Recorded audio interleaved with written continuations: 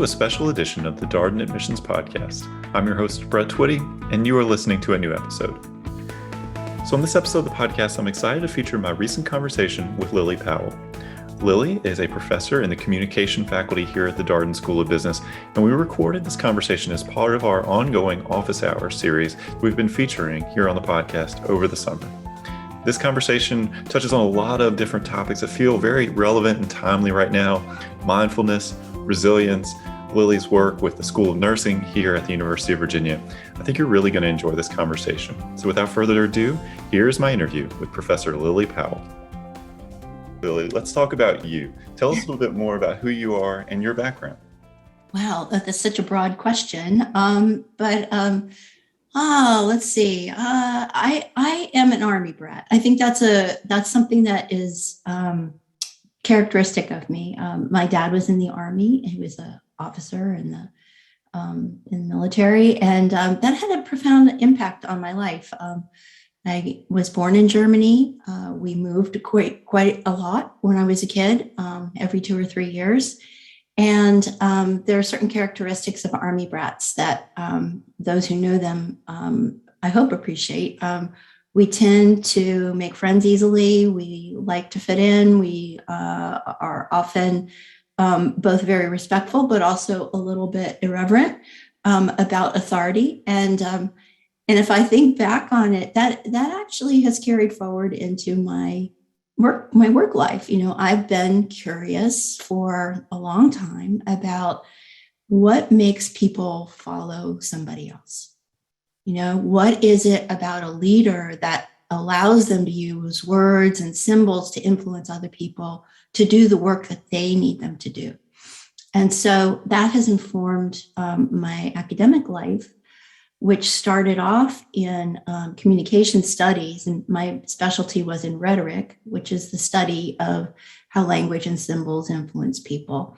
And I also had a deep interest in performance studies, which is a related field, which looks at how ritual and theater is used to build communities and a sense of identity and create meaning among people. So I didn't start off being interested in business, to be honest. I actually came in through the leadership door. And so when I was at Northwestern doing my PhD, I helped to start a new undergraduate leadership certificate program with a grant from the W.K. Kellogg Foundation. And through that, I got to know case studies, and I got to know a little bit more about business. And then flash forward, I'd finished most of my work, and I was thinking about what's next for me. So I did start looking at business schools, and then I wound up at Darden. So, yeah. So what stood out to you about Darden?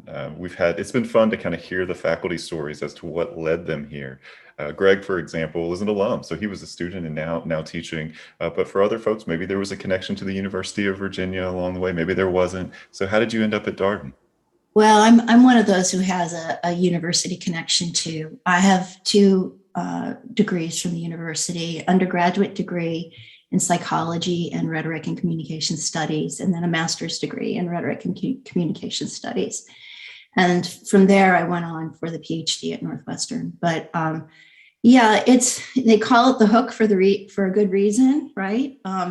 The sea is a hook, but the place is a hook too. You know, wanting to come back to Charlottesville is not an uncommon thing. So when I was kind of done with Chicago winters, quite honestly, I was thinking about, well, maybe let's look at Charlottesville. So that was honestly my first thought. And I looked around at, well, what's going on at the university? And one of my former TAs was working at Darden at the time, Roz Byrne.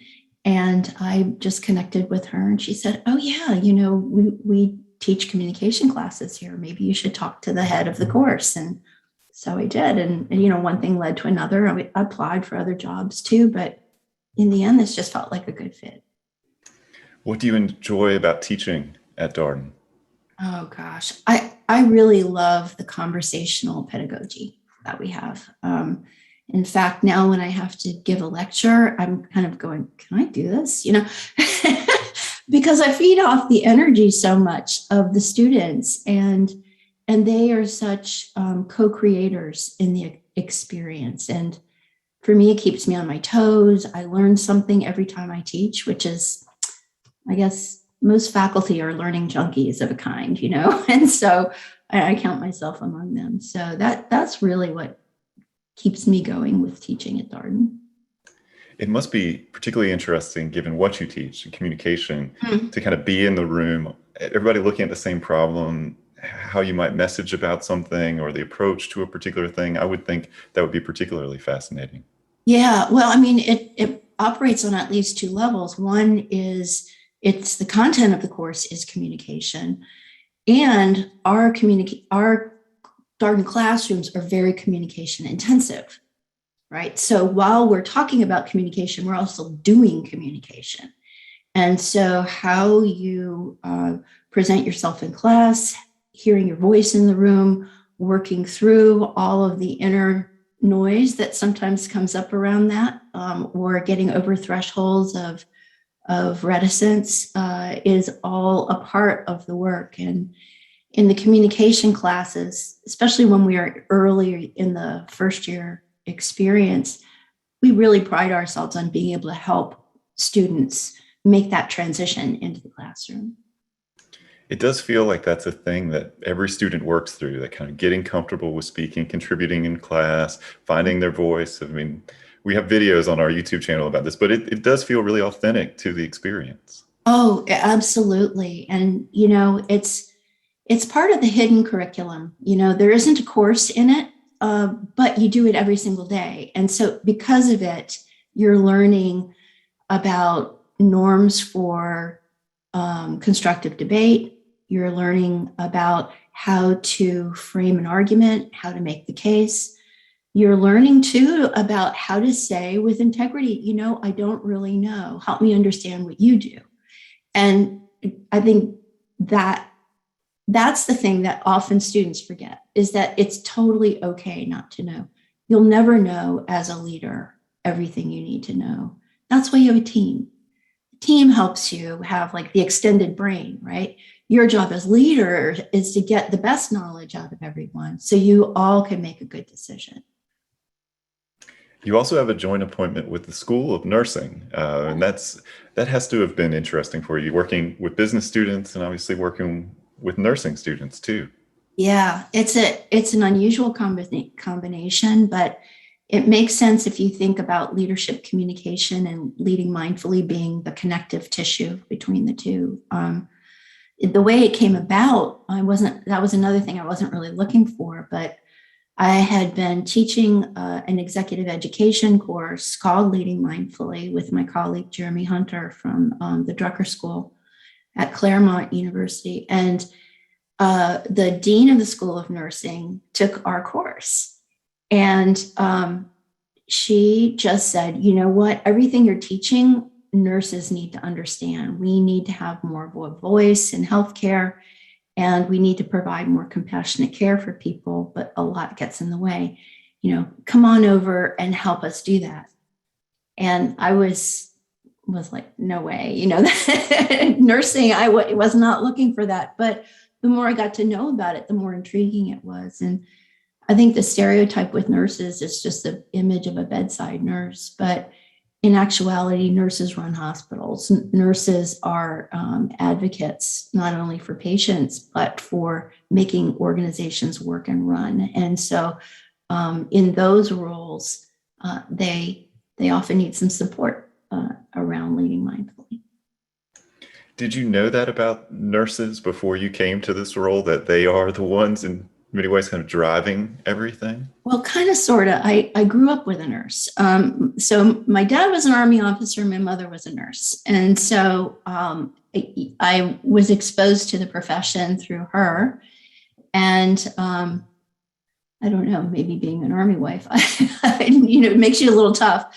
And so, nurses, for all their caring, are also tough cookies, and rightfully so. They do some of the most difficult work any of us could imagine. So, but I didn't know the full extent of the organizational work that they did.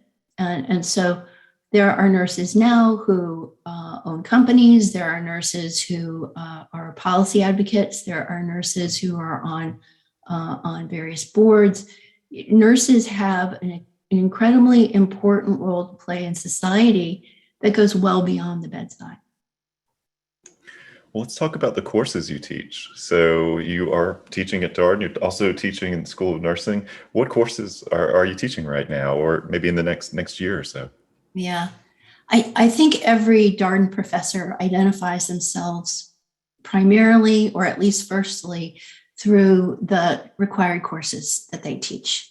And so I'm on the communication faculty. So I teach a required course called Leadership Communication.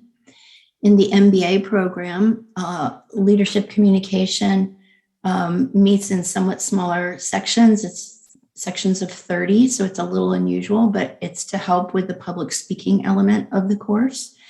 In the executive MBA program, which I teach in, we teach all in large section. And because the content's slightly different, some of it overlaps, but it has to be adjusted for career stage. So in the executive MBA program, we not only work on some of the individual level skills, we also work on how do I work effectively as a spokesperson in an organization and for an organization. So people need to learn a little bit about organizational communication, about corporate communication, and crisis communication. Must have been an interesting year to kind of think about communication, just given everything that we've kind of been through here. Because I feel like so much of the pandemic, I don't think this is my own opinion, I actually think there are a lot of people, so much of navigating the pandemic is about communication and about messaging. Has that been interesting for you to kind of coming with your lens and your experience to think about this? Fascinating to me. I started the leadership communication course last term, or last time I taught it, with a case about Zoom.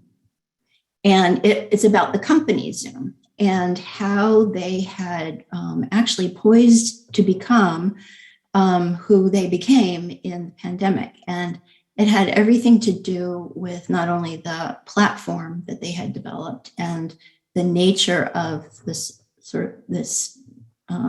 medium that all of us are pretty intimately involved with now, to the kind of organization and the values that it has, and even the competitiveness of it. That the communication environment has been radically different since our lockdown, although there have been seeds or threads already ongoing, but they became more visible during the pandemic. And so I think the first wave of realization around that for most people was just having to change to a largely mediated form of working relationships. And that is at least for people in white collar jobs. And then the next wave of that was the differences that we found between people's work lives and their home lives, and how we had to then be more inclusive of our understanding of who people are and what drives them. And then there was sort of the economic fallout that the pandemic differently affected different social groups within a workplace and, of course, in broader society. And then in all of that, you have the overlay of political tensions. You have also the emergence and reawakening of understanding about racial disparities in this country, both through the different ways that the pandemic affected different racial groups, and of course, the killing of George Floyd, which caused many people to re-examine what is the role of race in society and in the workplace. So it's been, I think, a year and a half of difficult conversations, but also thoughtful conversations.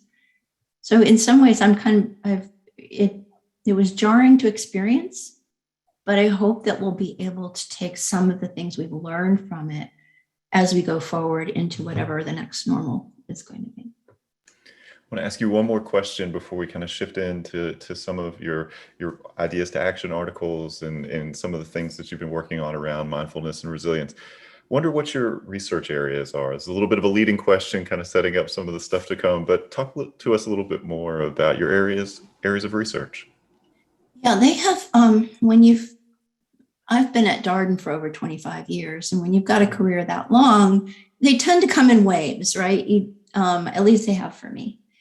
So my original interests were in women and leadership, and I helped to co-write a book about women in business, and that interest in diversity and women's identity and political differences in society and business that came with me from grad school. That was a part of my grad school life. But then with a topic like communication, communication keeps changing. And so we have to keep reinventing and understanding. So when I'll date myself, but when I was in my master's program, I had a typewriter that had a one-line memory. That's it, And so in my lifetime, I have had to learn about working with a PC and digital communication, and none of that was really part of my schooling. And this is one of my messages to students, is that we have to keep learning about communication as we go. It's not sufficient to just stick with what you know. It's just going to keep changing. So, all the experiences that many of us have had and throwing ourselves into Zoom, that is yet another layer. It was not necessarily one that many of us would have chosen, but here we are. And now many of us are experts in this medium because we have to be. So over time, my interests have evolved and changed. Once I got to Darden and really understood business, I was interested in corporate communication, particularly reputation. And this was an extension of the work I had done in grad school because I had been interested in literary reputation. How is it that a person who's an author, and in this case, a couple of women authors, tell their life stories, both for themselves, but also for public audiences. And in some ways, it walks a line between being authentic, but also strategic. And I think anybody, and I think this is probably true for audience members, if you're thinking about writing your essays for Darden, you are dealing with this dynamic. You have to make decisions about what do I include, what do I hold back, how do I put my best foot forward, but still be a real person, And so all of those questions are also true for companies. Companies have that. They have their mission statements, their value statements. How do they walk their talk? And how is it that we, as both organizational members, but also members, consumers and members of the public, how do we make judgments about who's authentic, who's just kind of mailing it in, who is actually talking out of both sides of their mouth, and when worse comes to worse, there's a crisis and reputation has been damaged. How do you repair that? So that was a second stream of research. And then the third was this work around leadership presence and leading mindfully. And that came out of a personal interest. I'd always taught public speaking as part of what I've done. And out of a personal interest, I took a mindfulness-based stress reduction program in which I learned how to manage stress and, in my case, grief. And what I realized was that the techniques I was learning for dealing with anxiety in a more productive way would be super helpful to my students. And this fit in pretty well with some experience that I had in acting. And it turns out that actors have to also deal with that stage fright. It's just kind of an occupational hazard for actors. So I started blending these two things together, this acting and mindfulness. And then I became a yoga teacher. I did some yoga teacher training. And I started weaving these together to help students feel more centered within themselves, so that they could create presence with an audience. And that really took off. Students responded well to that. I did a course called Communicating Through Leadership Presence that I taught in the auditorium at Darden on the stage, because when you're a leader, you're always on stage. So let's experience that, and let's get comfortable with being in that space and understanding what comes up for you personally, but also what turns an audience on in a space like that. And that has then carried over into the Leading Mindfully work, which I do now. Well, thank you for walking us through all of that. As a bookworm, I really want to ask about what female authors you were focused on. Would you mind sharing? Oh, of course. I very rarely get to talk about this these days. So Zora Neale Hurston and Eudora Welty. And Zora Neale Hurston, for those who don't know, wrote, we looked at their autobiographies specifically. And Zora Neale Hurston wrote Dust Tracks on a Road, and it was about her life story. And she was a very interesting person. She is identified with the Harlem Renaissance period, although she's so much more interesting and broader than all of that too. She was actually a leading anthropologist at the time, and had an incredibly interesting background. And she developed a story about race relations that today I think we would recognize as a multicultural point of view. But at the time, it was somewhat rejected by her Black colleagues because it wasn't seen as Black enough. And so that was just interesting to understand, like, how did she work her reputation around that? Interestingly, later in life, she fell on hard times, and she was buried in an unmarked grave until Alice Walker rediscovered her. And Eudora Welty was interesting. You may know her as a great Southern short story writer. And she wrote an autobiography called One Writer's Beginnings. And in that autobiography, it's interesting because it's not all that much about her. It's a lot about her parents. And you'd have to ask why. Why would she do that? Well, because one of her parents was from Ohio and the other was from West Virginia. And it started to paint a different picture of her. She wasn't only a Southern writer, she was an American writer. And I think she was trying to not be put in a box. And the autobiography actually began with a series of lectures at Harvard. So in any case, they're both very interesting, and then I put them in combination, and now I'm going on in too much detail, but that's my one of my fascinations. But how does that relate to business? That's probably your next question. Everybody has to figure out, what am I going to tell in my story, right? And it's got to be true to who I am, but it also has to intrigue and grab the audience. And so how do I want to shape my public image is, I think, something that every business leader has to think about, and certainly companies do too. So that's the connection. Well, I appreciate that, because we've been hosting, this is a time where we're doing a lot of admissions webinars. We're doing these new admissions workshops, and a lot of the content that we've been sharing is focused on, crafting your narrative, doing all that self-reflection, introspection, particularly in the application.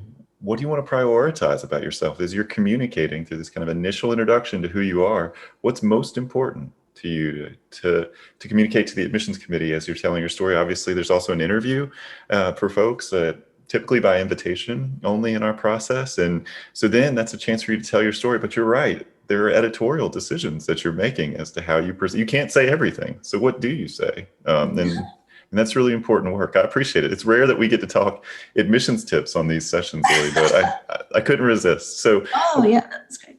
Well, let's talk about an Ideas to Action article series you published over this past year about leading mindfully during COVID-19. What do you mean when you say leading mindfully? What does that mean to you? Because I feel like that gets thrown around a lot, and I just want to make sure for our attendees we're all on the same page here. Yeah, thanks for asking that question, and it's a good one. So first, let's talk start off with mindfulness. What is mindfulness? So simply put, sort of in vernacular language, mindfulness is a quality of attention. It's a way of paying attention with an attitude of open curiosity and goodwill. And this is much more difficult to do than it sounds, because our minds are often distracted, or we are often on autopilot. And it's difficult to find our focus and hold it intentionally, because there's always something else coming up. Whether there's a voice in your head that's kind of doing another, backseat driver type of thing on you, or it's something new, bright, shiny object in your environment, or it's the crisis du jour and it spreads you all over the place. So there are many reasons why we operate in a less than mindful way. What mindfulness is trying to say is that if you train your mind in a way to hold your attention in an intentional way, you'll be able to make better choices. And if you make better choices, presumably you'd be able to perform better as well. So mindfulness is, even though it's often associated with calming down, it's really about making better choices. So sometimes the story gets stuck at let's just all calm down. But why are we calming down? Because when our hair's on fire, we're not going to make a good choice. So we'll calm down in order to get more centered so we can make a more clear-eyed, clear-minded choice in the moment.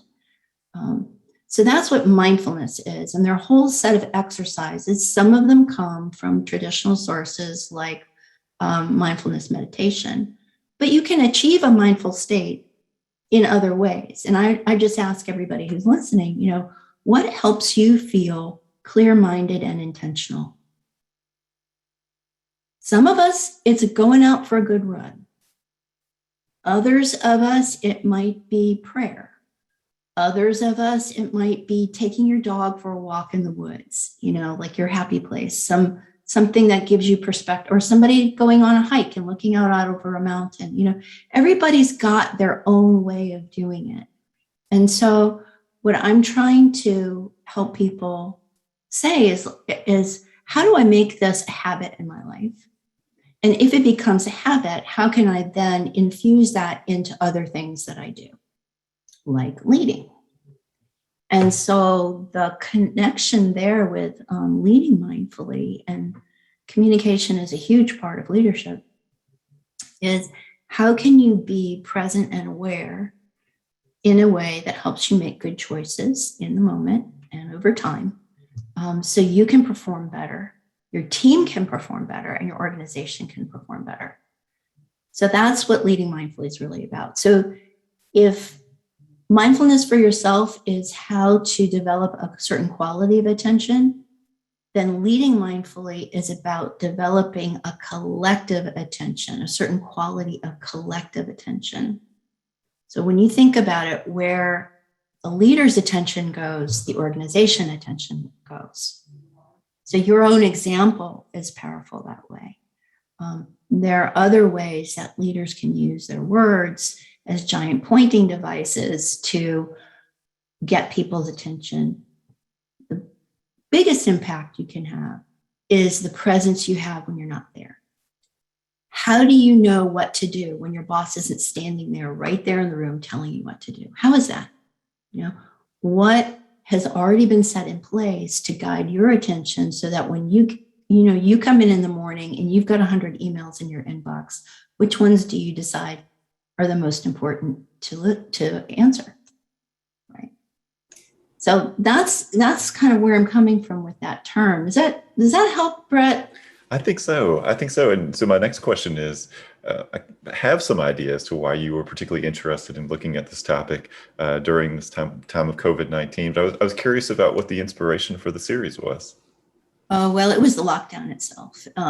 So this was a topic I'd already been interested in, but when the lockdown occurred, I think it was a great opportunity to be aware of how we were reacting to it. And I think everyone had a different way of reacting. You think back to your own experience of what those first couple of weeks of the lockdown were like, and think about examples of people in your workplace and how they handled it.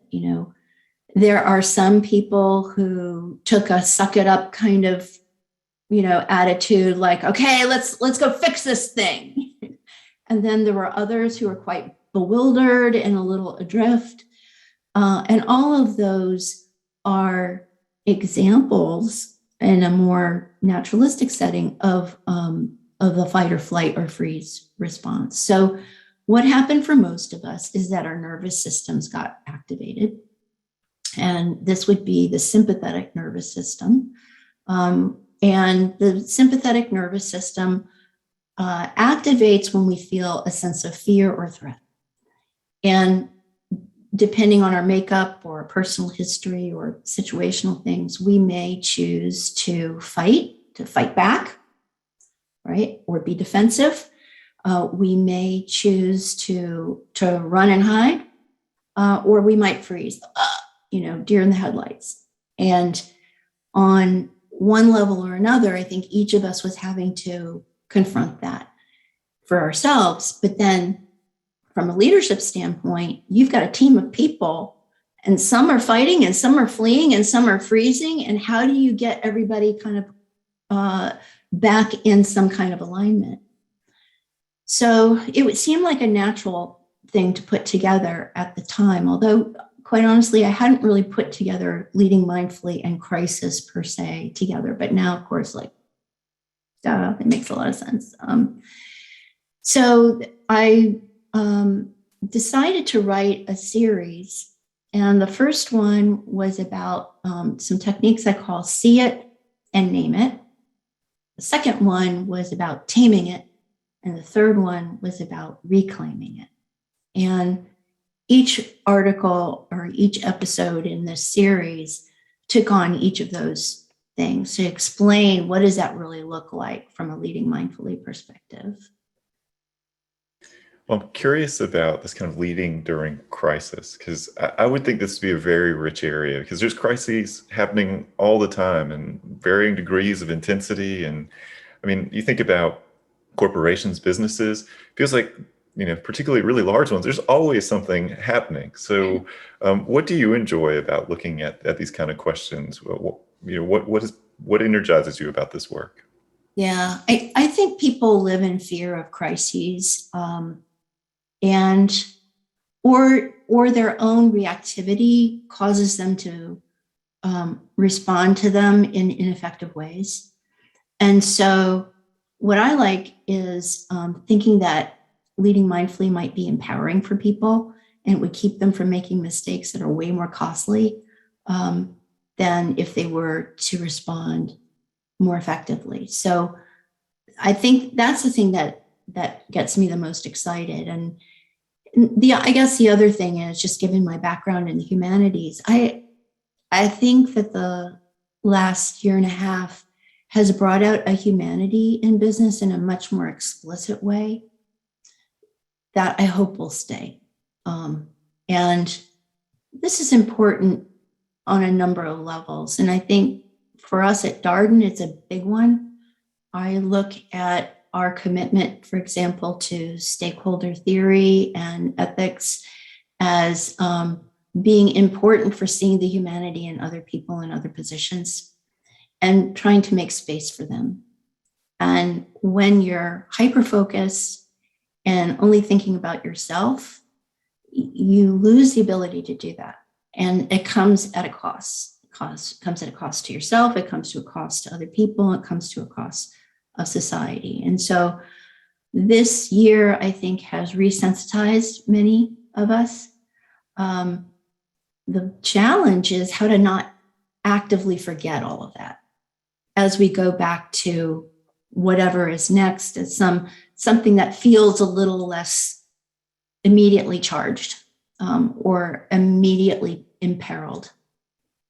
So I think a leading mindfully approach might be able to help with that, because of the way that it invites you to keep revisiting this idea of intentionality keep revisiting this idea of being curious and open, of having goodwill for other people, so that it offers an opportunity to maybe inoculate against the next problem. Well, let's talk about the work that you're doing with nurses and healthcare professionals. Mm-hmm. This past year, I mean, there's been a lot of discussion about just how much strain healthcare providers are under, just given COVID-19. And it's not a new story. Let's be very clear that this is actually one that has gone back for a long time. I think COVID-19 has brought it into relief for a lot of folks and made it very, very clear. What's been interesting to you about working with this population? What have you learned, particularly over this past year and a half? So I think the portrayals that we've seen in the press about the dramatic impact of COVID-19 on healthcare workers are very important for us to take a pause and to understand. Shortages of good staffing in healthcare have existed for a long time. And it was the pandemic and also the high volumes of patients coming in with an illness that people didn't know how to treat that really threw all of this into high relief. It is important to not only focus on the suffering of those people who were trying to care for others who had COVID, but it's also important to think about what were the conditions that made that so dramatic in the first place. What broke down in the system that needs to be fixed for the long term? The other thing I'd like people to realize is that this experience of healthcare provider burnout is endemic.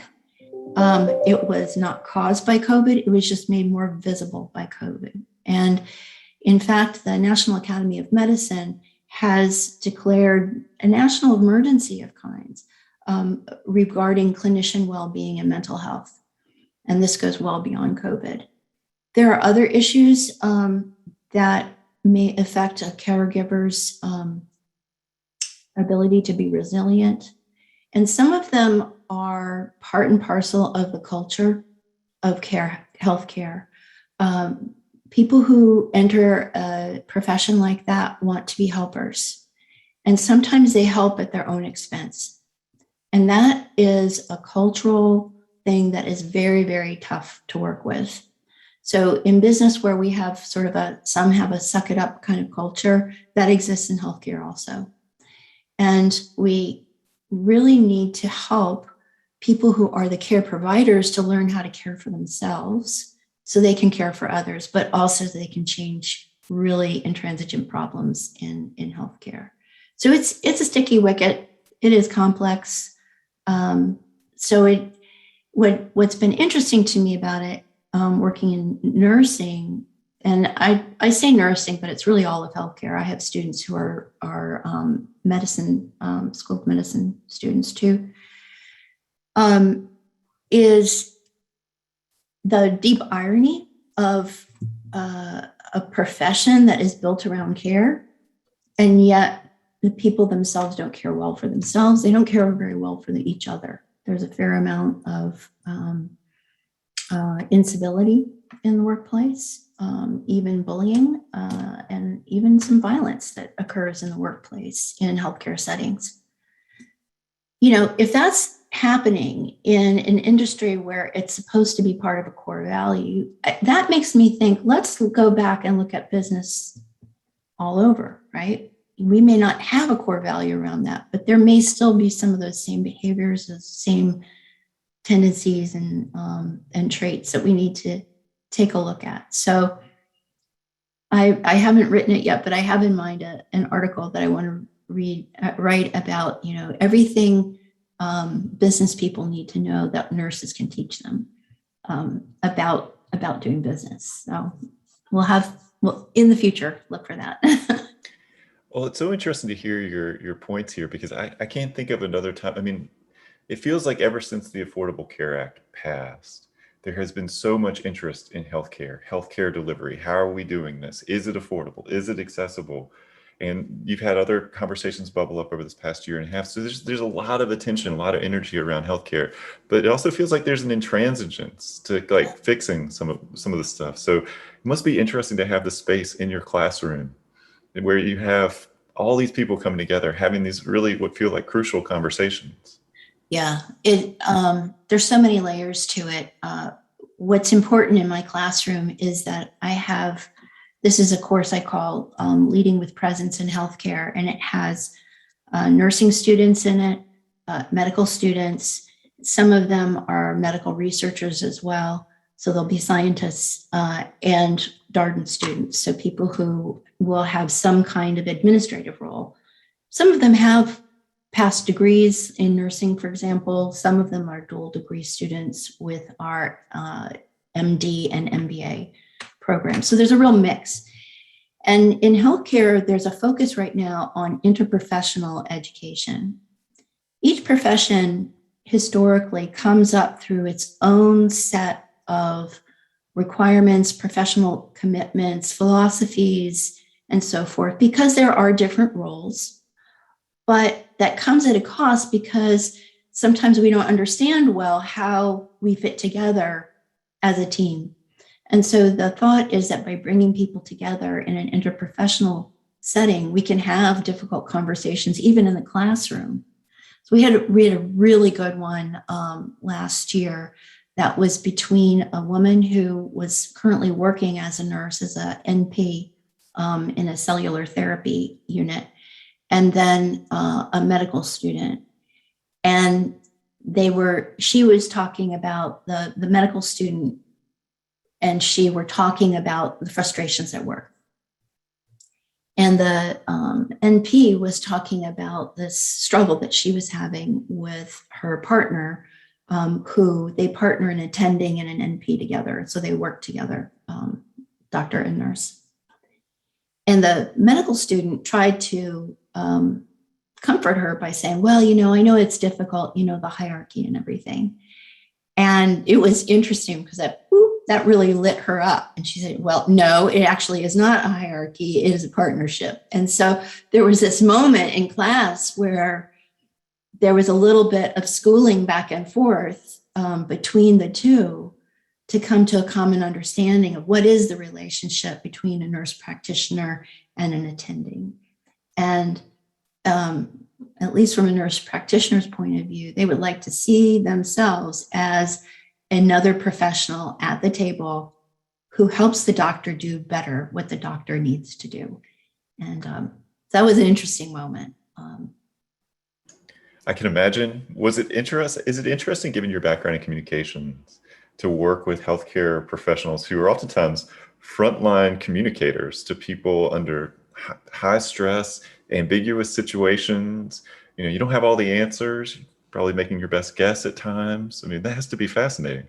It is. And then we're not even talking about really patient communication. And so in that setting, but I think others as well, a leader's job is to create psychological trust in the team so that these kinds of conversations can happen. And one of the things I like to do the most is create an atmosphere in my classes that is that sense of psychological safety, so that a conversation like we had, like I just described, can happen without pointing fingers and defenses coming up. In fact, we use that as, okay, notice how you start to feel a little prickly and stay with it.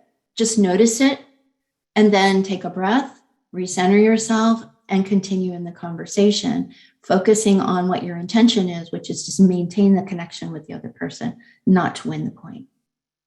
So that takes a certain amount of intentionality and presence of mind, wherewithal, to be able to manage in the moment. So we use a class as sort of a crucible for learning that basic skill.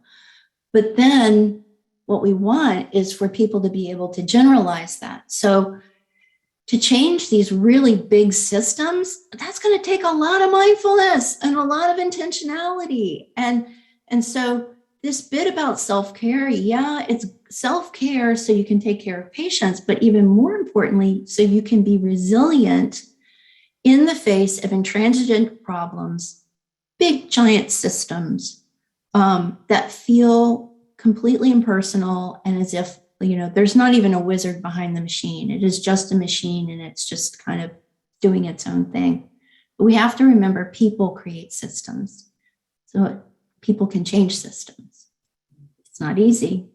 It takes a lot of resilience to do it. So that's another piece of the course. Well, we talked about leading mindfully. I do want to make sure we have a little bit of airtime for resilience. You've done a lot of work around resilience. What do you mean when you talk about resilience? Yeah. I read an article that brought together academics from many different backgrounds, some philosophy, some from ecology, some from physics even, and healthcare and psychology. And they tried to come up with a common definition. And it really became a pretty simple one, which is that resilience is the ability to bend and not break, and perhaps even grow as a result of an arduous experience. So what are those things that help us accomplish this? The thing that's really exciting to me right now is looking at something called post-traumatic growth. How is it that you and I could go through a difficult circumstance and you grow, but I don't? I stop in my tracks. What is it about Brett that's different? And there have been researchers that have looked at this, and they look at a population where you can imagine this would be evident, and that is with people who have been soldiers who've been part of combat. And there have been all kinds of studies to understand why is it that some people end up with PTSD and some people don't. They looked at factors like demographics, traits, pre-existing mental health issues, going on down the line. One of the factors that they found matters the most is what the leader of the unit has modeled. If that leader can model a growth mindset in the face of a major threat or potential harm or actual harm, that had a buffering effect for rates of PTSD and depression afterwards. We can teach people that. We can teach leaders how to help themselves have a growth mindset, but then also, by extension, help their teams have a growth mindset. And so how do you do that? It requires talking about how we relate to one another, right? And so like the old band of brothers thing, right? We band of brothers, we mighty, mighty few. Shakespeare had it. But being able to talk with each other and the kind of relationship that we want to have with each other is an important piece of it. It's also recognizing personal strengths. Like, wow, we went through this. It was really hard, but I discovered a strength in myself, or I saw a strength in you that you didn't even know you had. That's a way of celebrating growth, right? That's a way of calling out, this is the way we overcome obstacles. It goes on down the line. And so that's been a fascination for me lately, is how can a leader make comments, notice out loud those moments of growth, but then also encourage conversation that helps to have the growth conversation. Like, what did you discover about yourself, Brett, during the pandemic that turned out to be a strength you didn't know you had? That's the kind of thing you can do. All right, Lili. Well, we've got some incoming MBA students, I'm sure, on this session. We also have people approaching the application process. And so I wonder if you might have some advice for people moving into, certainly MBA program's hard, it's challenging, there's a lot of learning curves, the application process, you're working on the application, but there's uncertainty, there's ambiguity in the process. I wonder what advice you might share with our attendees today. Yeah, I think that's when you think about the uncertainty factor, when you're in that application process, for sure, that's one of them. I think one of the things you can do to help yourself is to get really clear about why you're doing what you're doing. And I would recommend that you spend some time talking to trusted others or spending some time in reflection, maybe journal writing, that helps you identify why is it that you want to go to business school in the first place. Many people want to go because they are looking for career progression or they want to improve their salary or something like that. But I think those are not the kind of sustainable motivations that will keep you going through a difficult process. Develop a vision for yourself. If you were to go to business school, what will that enable you to do to contribute to something else, to making something else good? Having that arrow pointing outward about what are you going to change in the world? How are you going to help solve a problem? Those are the kinds of motivations that feel cleaner to me than the ones that are all about, well, I need to make a salary and I need to look like this. And I need to have a good car and I need to have a new house and I need to do this. All of those things put an added pressure on you, and they're driven by a sense of ego that is not as healthy, I think, as would be desired on a long-term basis. So I think get your ego straight if you can, and be clear about why it is that you want to pursue a business education. What will it enable you to uniquely contribute in the world? How can it be different because you went through this experience? All right, we've asked the office hours participants, the faculty members who've been gracious enough to join us for this session, for these sessions, for some reading recommendations for folks who may be interested in learning a bit more about the topics that we've talked about today. We've touched on so many things, Lili, but for someone who might be interested in mindful leadership and resilience, anything that you might recommend here? Yeah, well, I'll tell you 2 books that I'm reading this summer. One is called Chatter. And Chatter is by Ethan Kross. And it's all about how we talk to ourselves. And what is the function of self-talk? Why is this little voice going on in our heads all the time? How can we manage it and harness it for our better good? And then another book is called Say What You Mean. Say What You Mean. And this is by Oren J. Soffer. He is a mindfulness teacher, but what he's doing is he's applying principles of mindfulness to communication. And this is a book that I wish I had written. So I'm looking forward to reading that as well. Well, Lili, we'll always take a guest with props. Thank you so much for bringing those books with you and for sharing all your insights and expertise with our attendees today. It's been such a fascinating conversation. Thank you, Brett. And that was my interview with Professor Lili Powell, a member of the communication faculty here at the Darden School of Business. As always, if you have any comments, suggestions, requests, anything you'd like for us to cover here on the podcast, we're all ears. We can be reached at Darden, that's DARDEN, @virginia.edu. Until next time, stay safe, be well, and thanks for listening.